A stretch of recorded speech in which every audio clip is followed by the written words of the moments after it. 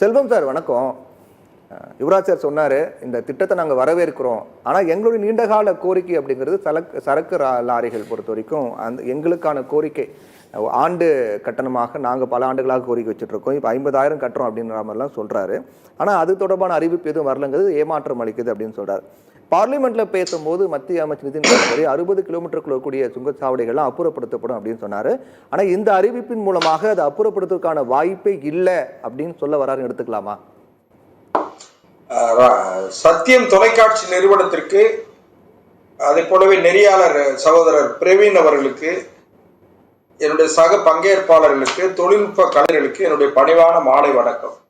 இல்ல சார், மரியாதைக்குரிய அண்ணன் யுவராஜ் அவர்கள் மணல் லாரி உரிமையாளர் சங்க தலைவர் அவங்களுடைய கஷ்டங்கள் எல்லாம் சொன்னாங்க. நான் அதுல மாறுபடல, நான் உடன்படுறேன். அதே நேரத்துல இப்போ மணல் லாரி, அதாவது நான் கமர்ஷியல் வெஹிக்கிள் இருக்கு பாருங்க, அதாவது இந்த 4 வீலர் நான் கமர்ஷியல் வெஹிக்கிளுக்கு 3000 ரூபாய் ஆண்டு கட்டணம் நிர்ணயம் பண்ணி இருக்கிறது மிகப்பெரிய ஒரு புரட்சிகரமான திட்டம். ஒரு உதாரணத்துக்கு, கன்னியாகுமரியில இருந்து சென்னைக்கு போகக்கூடிய ஒருவர் குறைந்தபட்சம் ஒரு 17 இருந்து 20 டோல்கேட்டை தாண்ட வேண்டியது இருக்கு. அந்த 20 டோல்கேட் சென்னைக்கு போயிட்டு அவர் வரும்போது 40 டோல்கேட்டை தாண்டும் போது ஏறக்குறைய அவருக்கு ஒரு 5000 ரூபாய் செலவாகும். அப்போ அவர் ஒரு உதாரணத்துக்கு ஒரு 200 முறை போயிட்டு வராருன்னு வச்சுக்கிடுங்க. அதாவது ஒரு முறை போயிட்டு வர்றதுக்கே ஏறக்குறைய 5000 ரூபாய் செலவாகும். அவரு டோல்கேட் கட்டணம் குறையுது அப்படிங்கறத கால்குலேட் பண்ணி நீங்க சொல்றீங்க. ஒரு லாங் ட்ரிப் போகும்போது எவ்வளவு குறையுதுங்கிறத கால்குலேட் பண்ணி நீங்க சொல்றீங்க. ஒரு புரட்சிகரமான திட்டம்ங்கிறீங்க. இவ்வளவு தாமதமா கொண்டு வந்திருக்காங்க, இது முன்கூட்டி கொண்டு வந்திருக்காங்க, இது பல வருஷ கோரிக்கையா இருக்குல்ல அப்படிங்கிற மாதிரி தான் சொல்லப்படுதுல. அண்ணா, நான் ஒண்ணு கேளுங்க. அதாவது ஒரு திட்டத்தை இம்ப்ளிமெண்ட் பண்றதுக்கு முன்னால அதுக்கு பிறகு நிறைய எக்ஸ்பர்ட்ஸ், அதாவது அதனுடைய தொழில்நுட்ப வல்லுநர்கள் எல்லோருடையும் கூப்பிட்டு பேசி மக்களுக்கு எந்த அளவுக்கு இதுல நன்மை செய்ய முடியுங்கிறதெல்லாம் ஆராய்ச்சி பண்ணணும். மக்களுக்கு நன்மை செய்யணும், பொருளாதாரத்துல பாதிப்பு வரக்கூடாது. அதே நேரத்துல வேற யாருக்கு பாதிப்பு, அதாவது இந்த தனியார் வாகனம், அதாவது அந்த 4 சக்கர வாகனங்கள் இருக்கு பாருங்க, சொகுசு வாகனங்கள், அதெல்லாம் பாதிப்பு எதுவும் வந்துடக்கூடாது. அடிக்கடி சென்னைக்கு போகக்கூடிய தொழிலதிபர்கள் அல்லது சாதாரணமா வாகனம் வச்சிருக்கிறவங்க போயிட்டு வர்றதுக்கு பாதிப்பக்கூடாது. எல்லாத்தையும் கனெக்ட் பண்ணி தான் போட முடியும். நீங்க அதை என்ன கவனிக்கணும் யோசித்து இந்த திட்டத்தை கொண்டு வந்திருக்காங்க நீங்க சொல்றீங்க. இப்ப சார் சொல்றாரு, பார்லிமெண்ட்ல அமைச்சர் பேசும்போது 60 கிலோமீட்டருக்குள்ள கூடிய சுங்கச்சாவடிகளா அப்புறப்படுத்தப்படும், நீக்கப்படும் அப்படின்னு சொன்னாரு. ஆனா இந்த திட்டத்தின் மூலமாக அதுக்கு வாய்ப்பு இல்லைன்னு தெரிய வருது இல்லையா? நீங்க என்ன கேட்கணும்னு கேட்டீங்கன்னா, இப்போ நம்ம இந்த லோக்கல் வண்டிகளுக்கு உள்ள அந்த ஒரு 12-13 கிலோமீட்டருக்கு உள்ள மாநகராட்சி பகுதியில இருந்து 12 கிலோமீட்டருக்கு அந்த பக்கம் இருக்கிற சுங்கச்சாவடிகள்ல லோக்கல் வண்டிகளுக்கு, அதாவது அந்த உள்ளூர் வாகனங்களுக்கு மாத பாஸ் இருக்கு. அதாவது மாதம் ஒரு முறை உள்ள பாஸ், அது 343 ரூபா வாங்குறாங்க.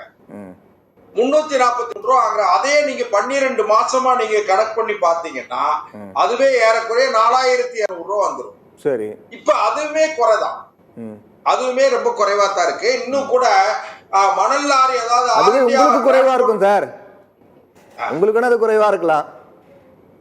இல்ல, ஆல் இந்தியா டிரான்ஸ்போர்ட் காங்கிரஸ் இதை இப்படியே விட்டுற மாட்டாங்க. இன்னும் மாண்புமிகு தகவல் போக்குவரத்து துறை அமைச்சர் நிதின் கட்கரியை பார்ப்பாங்க, பார்த்து பேசுவாங்க. அது அண்ணன் யுவராஜ் அவர்களுக்கு தெரியும்.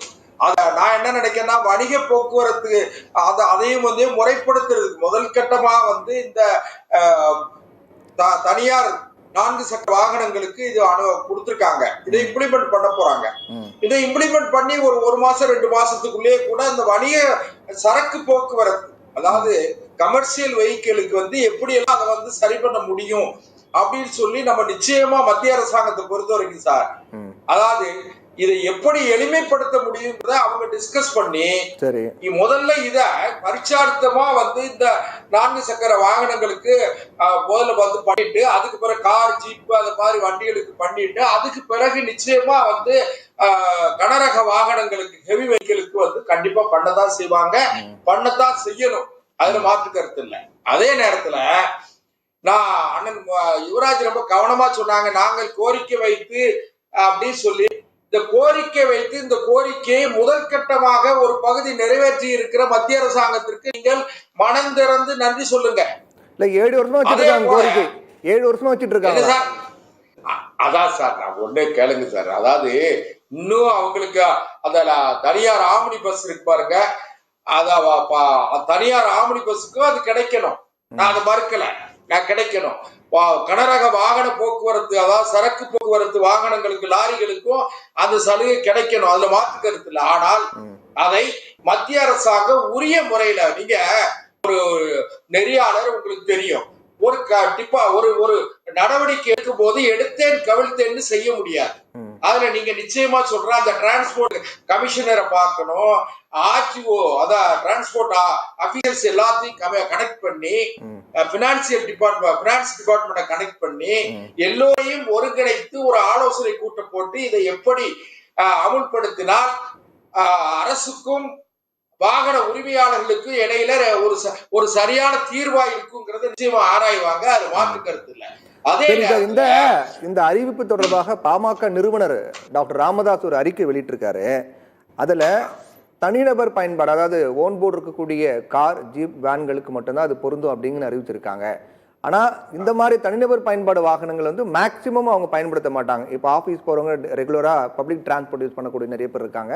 வீக்கெண்டு ஏதாவது லீவ் டைம்ல மட்டும் அந்த வீட்டில் இருக்கக்கூடிய காரை பயன்படுத்தக்கூடிய ஒரு சூழல் இருக்கு. அப்படிப்பட்ட மிக குறைந்த அளவே பயன்படுத்தக்கூடியவர்களுக்கு இது பெரிய பயன் தராது. அந்த தொகை வந்து 1500 குறைக்கலாம். அதோடு மாறாக சிறிய ரக சரக்கு வாகனங்களுக்கு இது மாதிரியான ஒரு ஆஃபர் கொடுக்கலாம் அப்படின்ற கோரிக்கை முன் வச்சிருக்காருல்ல. அதைத்தான் நம்ம பேசிக்கிட்டு இருக்கோம். நாம இன்னும் இந்த ஒரு பரிச்சார்த்தமா ஒரு ட்ரையல் பார்க்காங்க சார். ட்ரையல் பார்க்கட்டுமே, ஆகஸ்ட் 15 ட்ரையல் பார்க்க ஆரம்பிக்காங்க. அதுக்கு பிறகு வந்து என்ன டிரான்ஸ்போர்ட் இதுல வந்து ஒரு ஸ்டாட்டிஸ்டிக்ஸ் எப்படி எடுப்பாங்கன்னு கேட்டீங்கன்னா, டெய்லி எத்தனை வண்டி வந்து இந்த மாதிரி வண்டி வந்து 3000 ரூபாய்க்கு எவ்வளவு பாஸ் எடுத்திருக்காங்க, எத்தனை வண்டிகள் அதை கிராஸ் பண்றாங்க, அதுல டிரான்ஸ்போர்டேஷன் எப்படி இருக்குங்கிறது எல்லாம் வந்து அவங்க ஒரு சர்வே எடுத்து ரொம்ப கால்குலேட்டிவா தான் பண்ணுவாங்க சார். அது யுவராஜ் சாருக்கு தெரியும், அன்பழகன் சாருக்கு தெரியும். அதனால நீங்க, நான் என்ன சொல்றேன்னு கேட்டா, இதுவரை ஏன் செய்யவில்லை என்று சொல்லிக் கொண்டிருந்தவர்களுக்கு செய்திருக்கிறோம் என்பதை நீங்கள் நன்றியோடு நிகழ்ச்சி மூலமா பதிவு செய்ய வேண்டும் என்று அண்ணன் யுவராஜ் அவர்களுக்கு மரியாதைக்குரிய அன்பழகன் சார்ட்டி கேட்டுக்கிறேன். அதே நேரத்துல அவர்கள் இருவரும் சார்ந்த துறைகளுக்கு, அந்த மணல் லாரியோ எந்த லாரியோ லாரி உரிமை லாரிகளுக்கும் அரசு அந்த தனியார் போக்குவரத்து பயணிகள் போக்குவரத்து இந்த ஆம்னி பஸ்ஸுக்கும் வந்து இந்த கட்டண சலுகை நிச்சயமாக ஓரிரு மாதங்கள் இதை நடைமுறைப்படுத்தி இதுக்கு பிறகு ஓரிரு மாதங்கள்ல அதுவுமே அமுல்படுத்தப்படும்.